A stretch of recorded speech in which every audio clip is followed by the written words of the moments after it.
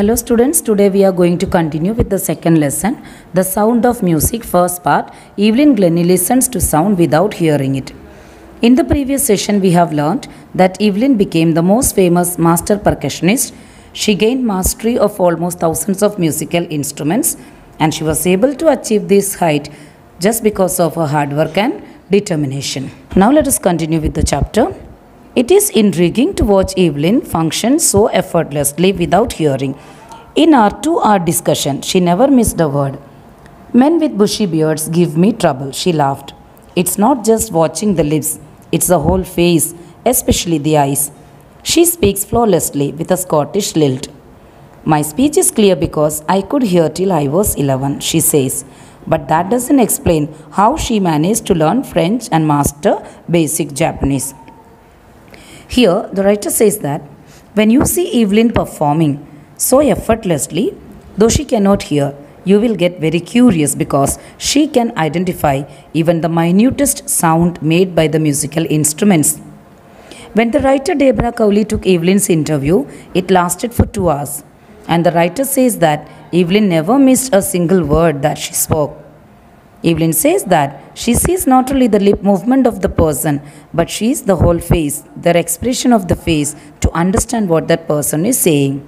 She admits that she finds some difficulty to understand when men with bushy beards speak to her. The writer Deborah Cowley says that she speaks flawlessly with a Scottish accent because we know that she belongs to Scotland. That's why she speaks with that Scottish accent. Evelyn says that she can speak clearly because she could hear till she was 11 and she had learned the language and she studied till the age of 11.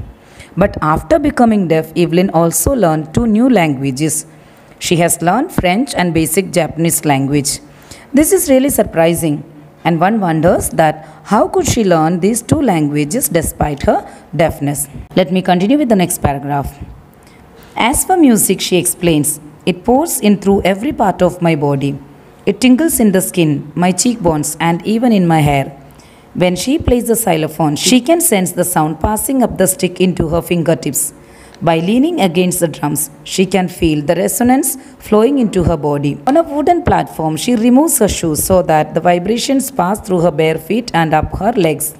So here Evelyn explains that how she identifies music. It creates a sensation in every part of her body, in her skin, in her cheekbones, and even in her hair. Thus, every part of her body responds to music. When she plays xylophone, she uses sticks, and she can sense the vibrations of the sound produced by the xylophone pass through the sticks up to her fingertips.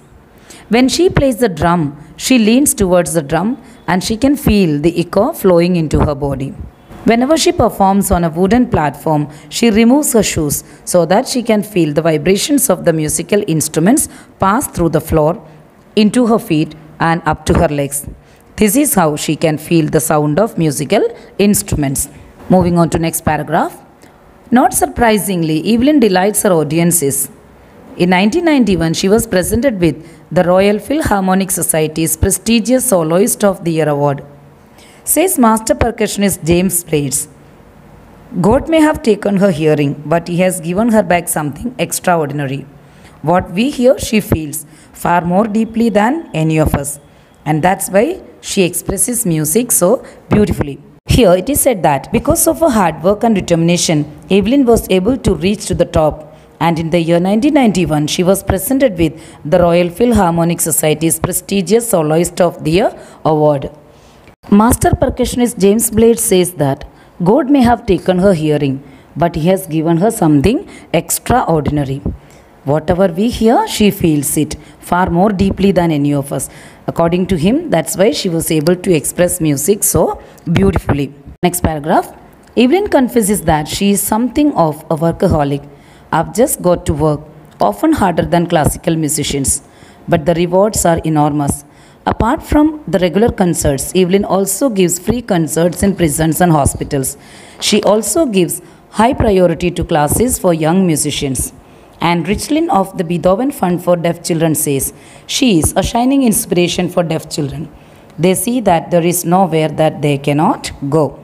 Here the writer says that, according to Evelyn, she's something a kind of workaholic.